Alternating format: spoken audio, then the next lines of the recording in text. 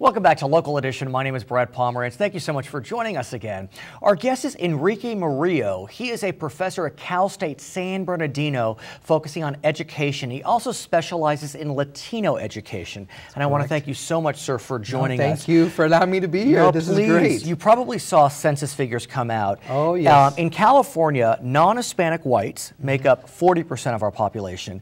Hispanics now make up almost 38% of our population. And yet, when you look at educational attainment for Latinos, it's troubling. Yes, that's kind of the issue.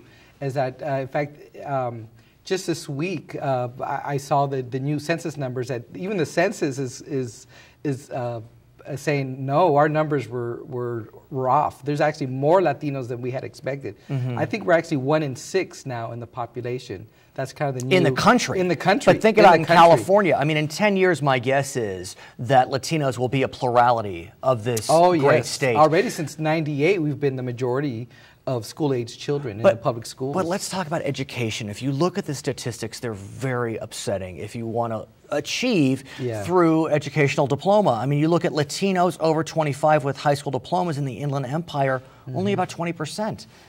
Yeah, I don't get it. Yeah, and that's kind of the dilemma we're in.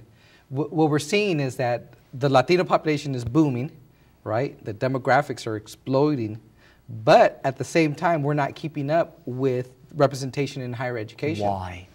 Well, there's a whole sociology of learning involved, right? One simple thing I think we can do in the Inland Empire, only about 60% of Latino children have access to pre-K programs. Why?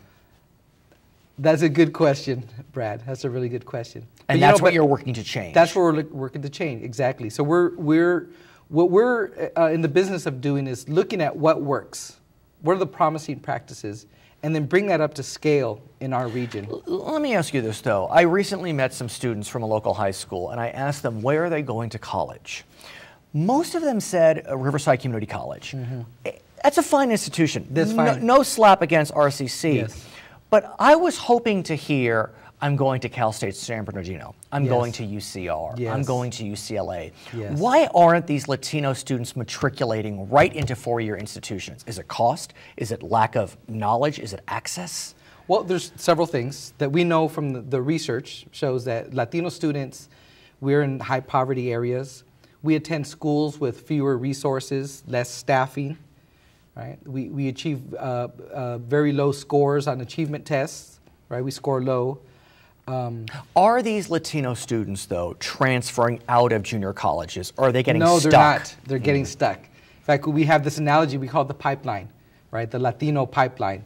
And so, just for an example, out of 100 Latinos who start kindergarten, only about 50 of them actually graduate from high school. So you got 100 and got 50. Of those 50, only 25 of those are eligible because they received college prep courses, right? So they're eligible to go on to like a Cal State or a UC. And those who do, of those 25 that do go, only 10 actually end up at a four-year institution. And out of those 10, only 2 end up going to get like a master's or some kind of postgraduate. It's very, very disturbing. So yeah, that's 2 out of 100. You recently had a very compelling conference. It was called the Latino Education and Advocacy Day Summit at Cal State San Bernardino. Huge attendance. How did it go? It was a huge success. It was like beyond our expectations. What we do is that we kind of use technology, sort of like what you're doing here, right? So altogether, we had 1,300 town hall events watching. Our numbers indicate that we had 9.2 million people participate in observing Latino Education Advocacy Day. Enrico, thank you so much for what you're doing for Latinos for Americans, and please come back. We'd appreciate it. Thank you. I'm Brad Pomerantz. Thank you for watching. Back to HLN.